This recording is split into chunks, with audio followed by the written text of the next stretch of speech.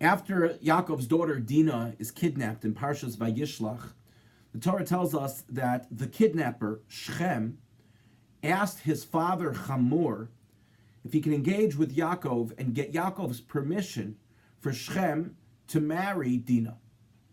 And so Hamor does what his son asks of him.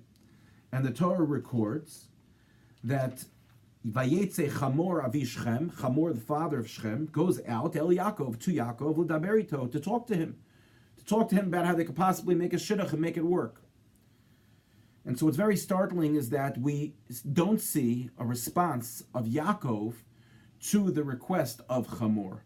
Instead, the Torah tells us Vayanu b'nei Yaakov, the sons of Yaakov respond in place of their father. What happened to Yaakov? Hamor wanted to speak to Yaakov.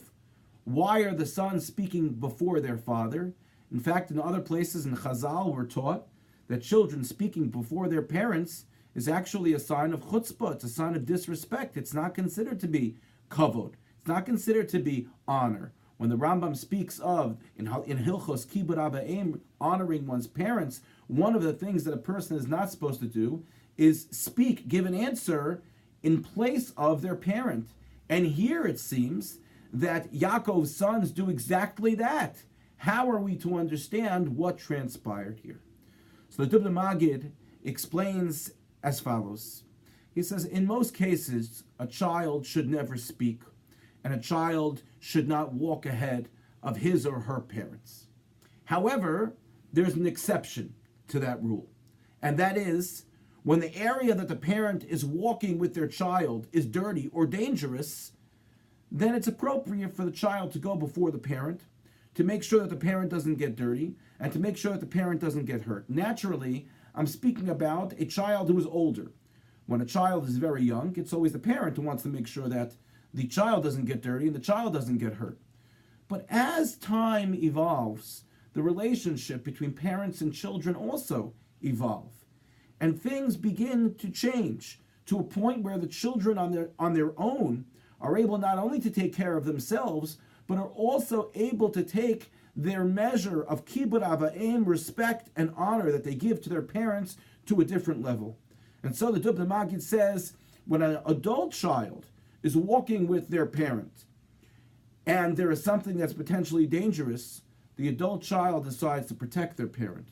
When an adult child is walking with their parent and in front of them there is something dirty, the adult child wants to protect their parent to make sure the parent doesn't get dirty and protect their honor. Here too, he explains the same was the case of the sons of Yaakov. The sons of Yaakov understood that Yaakov's daughter had been defiled. Yaakov was not only embarrassed, humiliated, hurt. He was in tremendous amount of pain that such a thing could happen to his daughter. And so they felt that it was chutzpah for Hamor to even come and speak to Yaakov.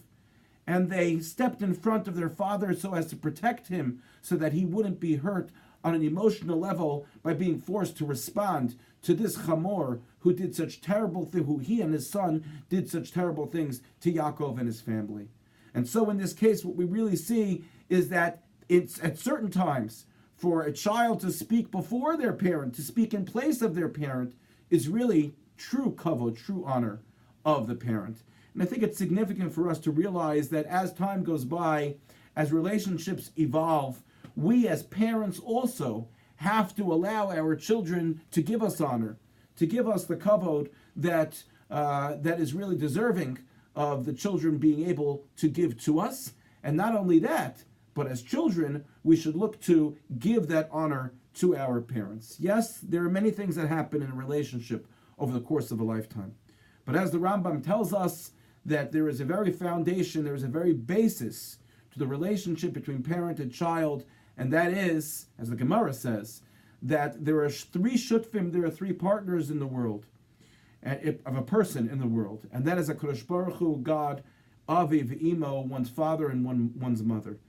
Except in very extenuating circumstances, which do exist, in some terrible circumstances, we have to appreciate our parents for who they are and try our very best to be able to honor them, and as parents, to allow our children to honor us. Thank you for listening, and have a good Shabbos.